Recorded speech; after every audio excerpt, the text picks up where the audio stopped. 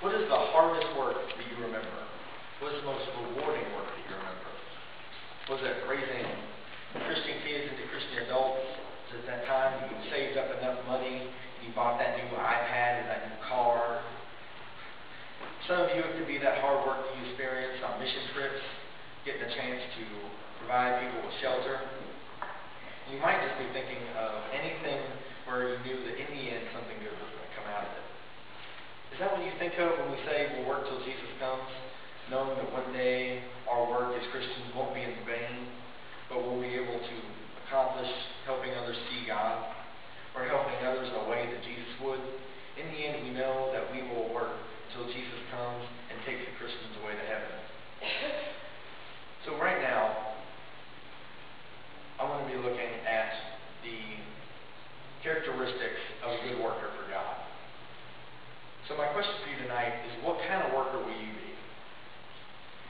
A characteristic of a good worker is a good worker does his job right. As I go through my sermon tonight, I'm going to mainly be looking at Noah and his ark. In Hebrews 11, starting verse 4, it says, "By faith, Noah, being warned by God concerning events as yet unseen, in reverent fear, constructed an ark for the saving of his household. By this he condemned the world and became an heir to the righteousness that comes by faith." These verses, you can see that it calls Noah righteous. Part of him being righteous is that he did exactly what God commanded him to do. In Genesis 6, starting verse 14, God gives Noah the specifications for how he wants the ark to be built. He tells him that he wants it to be made out of gopher wood. They want him to cover it in and out with pitch. That should be 300 cubits long, 50 cubits wide, and 30 cubits tall. They should have a roof, one door, 3 decks. They should gather 2 of every animal, put it on the ark. They should gather food for the ark. In verse 22 it says, "Noah did this, he did all that God commanded him." Now can you imagine how difficult it could have been for Noah? No one would listen to him when he told them that everybody was going to die, or that it took almost 100 years to complete the ark. But it didn't matter. Noah didn't make excuses. He simply did what God commanded it the way God commanded it. And that's what makes him such a great example as a worker for God. Today, the followers of God must be careful to follow Jesus the way God indicated in the Scriptures. That way we can be as great a worker as Noah. Our good works should be the same as the works that Jesus did, even if they're inconvenient, difficult, or embarrassing. We need to mature and get over that. Whatever God commands is exactly what we are to be doing. Another characteristic of a good worker is that a good worker does his job for the right reasons. Genesis 6, starting verse 9, says, "These are the generations of Noah. Noah was a righteous man, blameless in his generation. Noah walked with God. Noah had 3 sons, Shem, Ham, and Japheth." Noah was a righteous man that walked with God. This is the kind of person that found their purpose in God. And when he built the ark, he didn't build it to show off what a good carpenter he was, or to brag about what a great thing he was doing. He didn't gather all the animals to show off how good he was at hunting and tracking. He didn't board the ark as others drowned to prove that he was smarter or better. Noah's works weren't about himself, but they were about God. Any Christian today must realize that their works are not about themselves, but about God.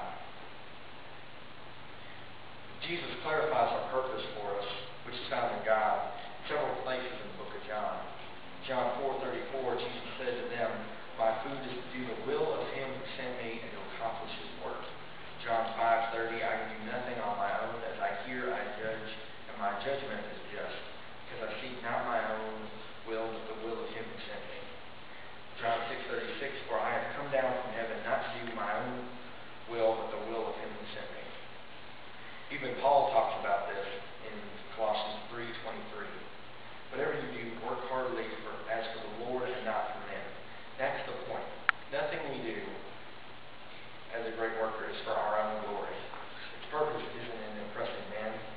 Too many people want to be Christians just to build up their own names in their communities, to serve their egos. Some people want to just spend all their time talking about how great they are, and God is, at best, an afterthought in their minds. But the followers of God doesn't need to talk of their works to be about them, but it must be about God. Every good work, every kind word, every teaching we do, and on, must have its purpose built on glorifying God. And if that isn't, then it's worthless. We want to be workers such as Paul or Noah or any of his other followers. We need to make sure our purpose is found solely in God. Another characteristic of a great worker is that a great worker does his job until it's finished. In Genesis 8:16, we see that Noah finished the task God gave him to do. It says that in the 601st year, in the first month, in the first day of the month, the waters were dried from off the earth. And Noah removed the covering of the ark and looked, and behold, the face of the earth was ground. In verse 16, God tells him and his family that they can leave the ark, and Noah's work is finally done.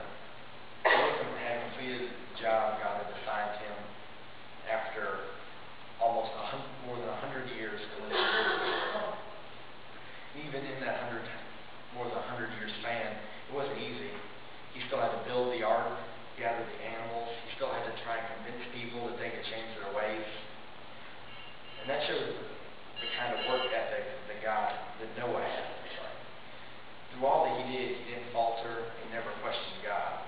He kept working because he knew that in the end, his job was going to be over and that he would be rewarded with something wonderful, salvation.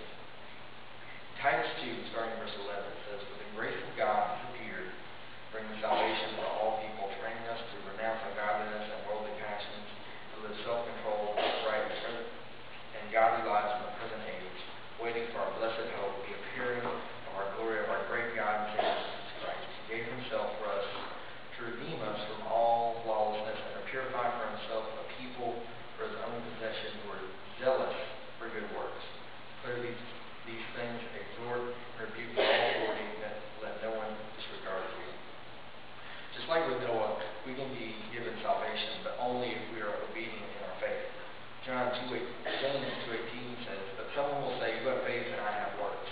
But show me your faith apart from your works, and I will show you my faith by my works.'" As we go out and do the works and try to bring people to salvation, we must remember that if we work hard, as best as we can, for Jesus, we will be rewarded with that eternal gift of salvation and finally be able to live in heaven with our Father.